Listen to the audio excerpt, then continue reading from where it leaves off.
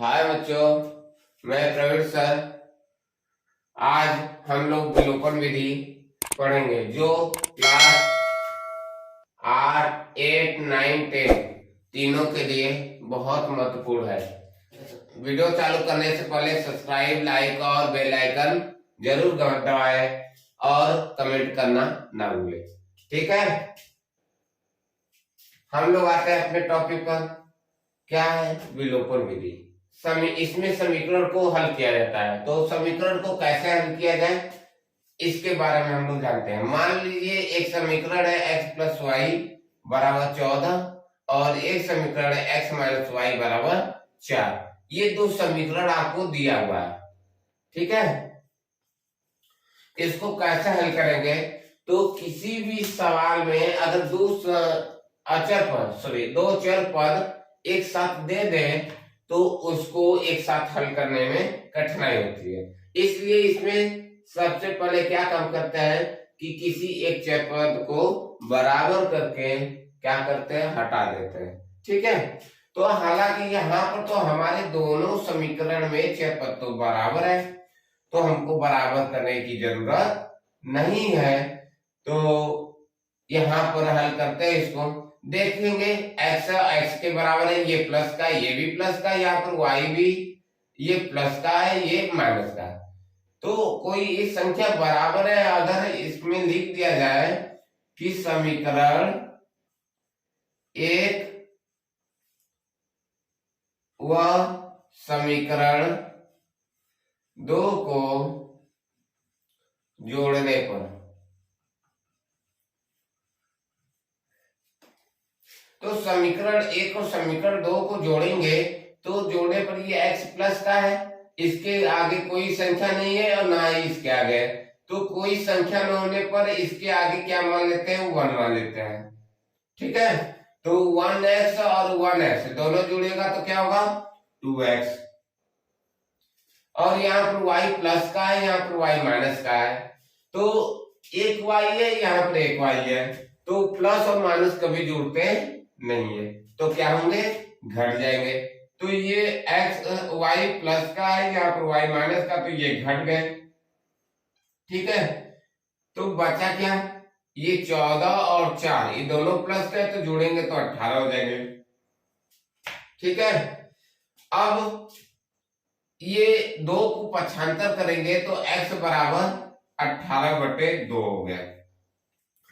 किसी भी सवाल में अगर पूछ दिया जाए कि 2x में मतलब 2 और x के बीच क्या संबंध है, तो आप बताएंगे 2 गुणे x, यानी इनके बीच गुणे का संबंध है। गुणे वाली संख्या को कभी भी पक्षांतर करेंगे तो वह बराबर के बाद जाकर बटे में हो जाता है, ठीक है।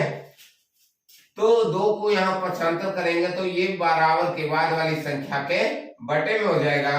तो ये इसको डिवाइड करेंगे, काटेंगे, तो 2 का भाग 18 में देंगे तो कितना बार में कटेगा, 9 बार में। तो x की वैल्यू कितनी आ गई, 9, ठीक है। अब यहाँ पर देखिए हमको x की वैल्यू मिल गई है। अब बचा क्या, y। तो क्या काम करेंगे, x का मान समीकरण 1 में रखने पर, x का मान समीकरण 1 में रखते हैं। देखिए क्या है, x प्लस वाई बराबर 14, x की वैल्यू 9 आया है, प्लस y बराबर 14, y बराबर 9 को पक्षांतर कर दो, ये कितना है, 14। 9 को पक्षांतर करोगे तो माइनस का 9 हो जाएगा। अब कहेंगे कि सर यहाँ पर आपको बताया है कि बटे में जाएगा पक्षांतर करने पर, तो यहाँ पक्षांतर करने पर बटे में जाएगा, क्यों, क्योंकि इनके बीच क्या चीज का संबंध है, गुणे का। अगर किसी भी संख्या के बीच संबंध प्लस या माइनस का हो तो इसमें जो 3 को पक्षांतर करेंगे तो ये चिन्ह बस बदल कर अंश के ही रूप में रहेगा। तो इसको पक्षांतर करेंगे तो ये माइनस का 3 हो जाएगा, ये प्लस का यहाँ पर है, जब बराबर के बाद जाएगा तो ये माइनस का हो जाएगा। और यहाँ पर देखिए ये माइनस का x है, अगर x को पक्षांतर उधर करते हैं तो 3 को रहने दो, x को ले जाओगे तो ये माइनस का है तो प्लस का x हो जाएगा। ठीक है, अगर उनके बीच संबंध प्लस और माइनस का है तो पक्षांतर करने पर केवल चिन्ह का परावर्तन होगा, अन्य से संख्या वही रहेगी। और जब गुणात्मक हो तो वह बटे में चला जाएगा, चिन्ह वही रहेगा लेकिन ये जाकर बटे में हो जाएगा। तो यहां पर हल करेंगे तो y बराबर क्या हो जाएगा 5। तो हमको x की वैल्यू 9 और y की वैल्यू 5, ये हमको मिल गया x और y का मान। ये विलोपन विधि है। इस प्रकार किसी भी समीकरण को हम विलोपन विधि हल कर सकते हैं। ठीक है, समझ में आई बात बच्चों? ठीक, एक दो क्वेश्चन और देखते हैं इस चीज के आधार पर। मिटा जाए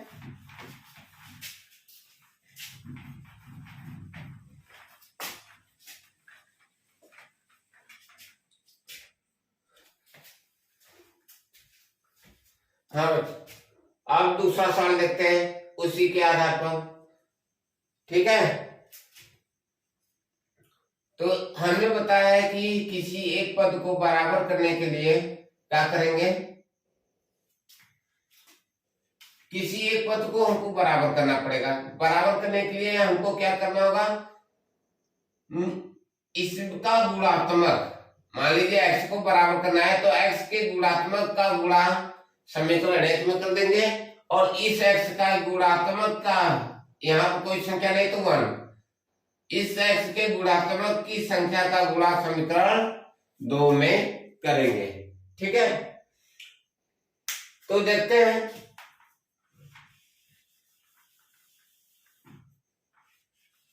यहां पर हमको 2 बनाना है।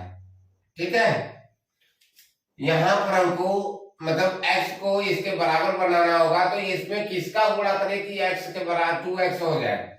तो आप देखिए, तो 2 का गुणा करेंगे तो लिखेंगे समीकरण 1 में 2 का तथा समीकरण 1 में 1 का गुणा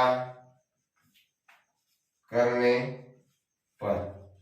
ठीक है, क्यों? क्योंकि आप देखिए हमको x को बराबर करना है, तो x को बराबर करने के लिए इसके गुणात्मक का गुणा समीकरण 2 में करेंगे, और इस x के गुणात्मक का गुणा समीकरण 1 में करेंगे। देखिए इसका गुणात्मक आपका क्या है, 2 है, तो 2 का गुणा समीकरण 1 में लिखे है कि नहीं। अब इसका गुणात्मक संख्या कोई नहीं लिखा है तो 1 मानेंगे, तो इसमें इसका जो 1 है उसका गुणा समीकरण नंबर 2 में, यहाँ पर समीकरण 2 कर लीजिए, समीकरण 2 में 1 का गुणा करेंगे। ठीक है, तो गुणा करते हैं, तो समीकरण 1 में किसका गुणा कर रहा है 2 का, और समीकरण 2 में 1 का। तो समीकरण 1 में 2 का गुणा करते हैं, देखिए कितना आता है 2x माइनस 2y बराबर 10, ये समीकरण नंबर 3 हो गया। और समीकरण 2 में 1 का गुणा करिए 2x माइनस 3y बराबर 4। ठीक, अब ये समीकरण नंबर 4 हो गया। अब x मतलब x वाला पद क्या हो गया, बराबर हो गए, लेकिन दोनों प्लस के हो, हमको हटाने के लिए बराबर करना है। तो अब क्या करेंगे, हटाने के लिए 1 प्लस 1 माइनस होगा तभी हटेगा। तो इसके लिए क्या करेंगे कि समीकरण 3 में से समीकरण 2 को, सॉरी समीकरण 4 को घटाने पर, तो घटाते हैं, देखिए 2x माइनस 2y बराबर 10, और यहां पर क्या है 2x माइनस 3y बराबर 4। घटाने के लिए जब बात करेगा तो नीचे वाले का चिन्ह क्या होता है, बदल जाता है। अगर ये प्लस है तो ये माइनस हो जाएगा, माइनस है तो प्लस हो जाएगा, और ये प्लस है तो माइनस हो जाएगा। यानी नीचे वाले भाग का क्या होता है, जिसको घटाएंगे उसका चिन्ह बदल जाता है। अगर प्लस जोड़ने की बात करता है तो इसका चिन्ह नहीं बदलता। ठीक है, केवल घटाने के लिए कहा जाएगा तो घटाने वाली संख्या का चिन्ह बदल जाता है। तो देखिए घटाते हैं तो क्या होता है, 10 में से 4 घटाए तो 6, प्लस वाली संख्या बड़ी है इसलिए प्लस का 6 बचेगा। और यहां देखिए ये माइनस का 2y है और यहाँ माइनस का 3y था, लेकिन अब चिन्ह बदलने पर ये क्या हो जाएगा, प्लस का 3y। ठीक है, प्लस का 3y हो गया है। तो ये माइनस का 2y है, ये प्लस का 3y है। तो प्लस और माइनस हमने बताया है कि कभी जुड़ेगा नहीं। तो क्या होगा, जब जुड़ेगा नहीं तो घटेगा। जैसे आप लिखते हो ना 3 - 2, ये लिखते तो ये घटाते हैं कि जोड़ते हैं, घटाते हैं। ठीक है, उसी प्रकार यहां भी घटेगा। तो 3y और 2y में से 3y में से 2y घटाएंगे तो क्या बचेगा, प्लस का 1y, क्योंकि y वाली संख्या बड़ी है, प्लस वाली संख्या बड़ी है, इसलिए प्लस का चिन्ह बचेगा। अब यहाँ पर प्लस का 2x और यहाँ पर माइनस का 2x है, ये घट गया, ये पद खत्म हो गया x वाला, तो बचा y बराबर 6। y की वैल्यू आ गई। अब y का मान समीकरण 1 में रखने पर, y का मान समीकरण 1 में रखने पर, y का मान समीकरण 1 में रखते हैं। देखिए समीकरण 1 आपका क्या है, x - y बराबर 5। ठीक है, तो x यहाँ पर किसकी वैल्यू आई है, y की वैल्यू कितनी है, 6 बराबर 5। 6 को 75 करते हैं तो x बराबर 5 पहले से बराबर के बाद है, इसको इधर लाएंगे बराबर के बाद ले जाएंगे तो माइनस है तो ये प्लस का 6 हो जाएगा। तो x बराबर ये क्या हो जाएगा, 6 × 5 = 11। तो आपको x बराबर 11 और y बराबर 6 हल करने पर x और y की वैल्यू आ गई। ठीक है, समझ में आई इतनी बातें। ठीक, नोट कर लीजिए।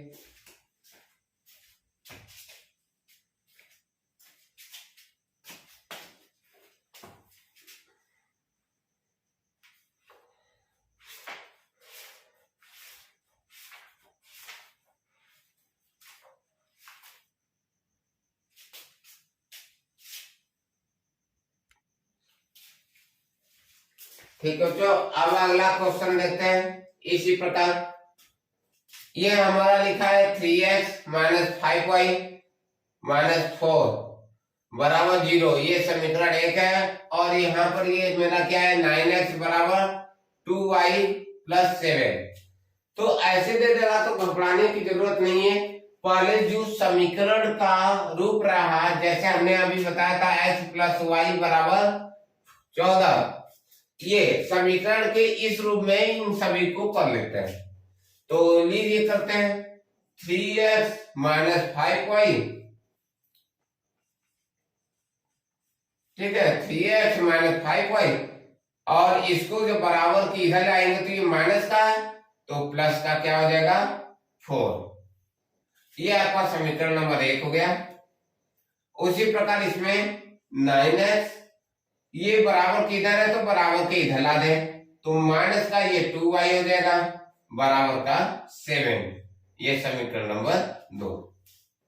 नियम वही, किसी एक चर पद को बराबर करते हैं तो बराबर करने के लिए x को भी बराबर करें तो x का गुणात्मक इसमें 3 है तो इस 3 का गुणा समीकरण 2 में कर देंगे, और इसका गुणात्मक 9 है, इसका गुणा समीकरण 1 में कर देंगे। यही काम यहां पर करते हैं। लिख लीजिए समीकरण एक में 9 से तथा समीकरण 2 में 3 से गुणा करने पर।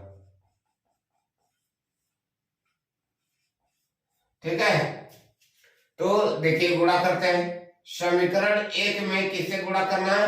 9 से। तो 9 का गुणा 3 में करेंगे तो 9 तिया 27 x।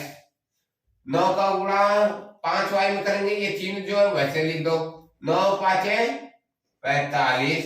संख्या का गुणा संख्या में कर लीजिए, y को वैसे ही लिख लीजिए। और 9 चौका 36 हो गया। समीकरण 1 में 9 का गुणा, 9 का गुणा करेंगे तो समीकरण 1 ही पूरा है, न कि केवल 3x है। ठीक है, तो इसलिए पूरे में गुणा करेंगे। तो लीजिए, अब सेकेंड क्या है, यहाँ पर 27। 3 का गुणा 9 में करेंगे तो 27x माइनस 3 का गुणा 2 में किए 6y बराबर 3 का गुणा 7 में करेंगे तो कितना होगा? 21। ठीक है, तो अब ये समीकरण नंबर 3 और ये समीकरण नंबर 4। अब क्या करेंगे, ये दोनों बराबर है तो लिख दो घटाने पर। एक माइनस करेंगे तभी घटेगा, तो लिख दीजिए घटाने पर। घटाने पर तो घटा लेते हैं। लीजिए, घटाने के लिए तो चिन्ह हमने बताया कि बदल जाता है नीचे वाले का। अगर प्लस है तो माइनस, माइनस है तो प्लस। ये देखिए सभी यहाँ x छूट गया था। यहाँ पर ये एक 27x प्लस का, यहाँ पर माइनस का, तो इसलिए कट गया।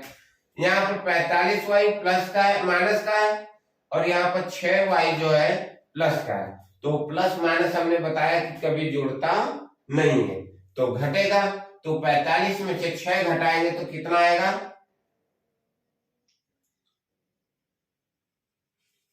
39y। किसका बचेगा? माइनस का। क्यों? क्योंकि माइनस वाली संख्या बड़ी है। बराबर 36 में से 21 घटाते हैं, ये 36 प्लस का है, 21 माइनस का है, तो घटेगा ही। तो घटाते हैं तो कितना होगा? 15। ठीक है, अब क्या करेंगे, y बराबर इस 39 को क्या करेंगे, बराबर के बाहर ले जाए, तो ये हमें गुणात्मक है तो ये हमेशा बटे में हो जाएगा। ठीक है, 39। ठीक, ये माइनस भी यहां चला जाएगा। तो y की वैल्यू कितनी है? 15/39। ठीक है, अब क्या करेंगे, y का मान समीकरण 1 में रखने पर, तो y का मान समीकरण 1 में रखते हैं तो समीकरण 1 आपका क्या है? 3x माइनस 5y माइनस का 4 बराबर 0। मतलब सॉरी, ये आपका समीकरण 1 हमने क्या निकाला है? बराबर 4। ये आपका समीकरण 1 है। ठीक है, इसमें हम y की वैल्यू जो आई है उसको इस रख लेते हैं, तो देखिए क्या हो जाता है। 3x माइनस 5 इंटू माइनस का 15/39 बराबर 4। ठीक है, तो सरल करेंगे तो 3x माइनस का 5, 5 का गुणा 15 में करेंगे तो कितना होगा? 75। 15 × 5 = 75/39। ठीक है, बराबर 4। ये माइनस माइनस माइनस क्या होता है? प्लस हो जाता है। ठीक है, 3x प्लस का 75/39 बराबर 4। इसको छोटा कर लीजिए, 3 से काट दीजिए 25, और इसको 3 से काट दीजिए तो 13। तो ये आपका हो जाएगा 3x प्लस 25/13 बराबर 4। ठीक है, इसको बराबर को साइड ले जाओ। 3x प्लस 25 सॉरी बराबर के बाद ले जाते हैं तो बराबर 4 माइनस का 25/13। ठीक है, तो क्या हो जाएगा 3x बराबर एलसीएम ले लेते हैं। एलसीएम लेते हैं तो इसके हर माना क्या हुआ 1 और 13 का 1 और 13 का लसागु 13 होगा। 1 का भाग अगर 13 में देते हैं तो 13 का गुणा 4 में करेंगे तो 52, 13 चौका 52। फिर माइनस का चिन्ह लगा देंगे। फिर यहाँ पर क्या हो जाएगा 25 हो जाएगा। 13 का भाग 13 में देंगे 1 का गुणा 25 में करेंगे 25। तो ये आपका हो जाएगा 3x बराबर 52 में से 25 को घटा लीजिए तो 27/13। अब ये 3 है, 3 को 75 कर दीजिए तो x बराबर 27/13 गुणे ये 3 जाएगा तो कहां जाएगा बटे में जाएगा। ये बात हमने बात की है। तो 3 से 27 को काट दो 9 बार में। ठीक है, तो x बराबर 9/13। तो हमारी यहां पर वैल्यू आ गई, y की वैल्यू x की वैल्यू ऊपर लेके आए हैं 9/13। ठीक है, और y की वैल्यू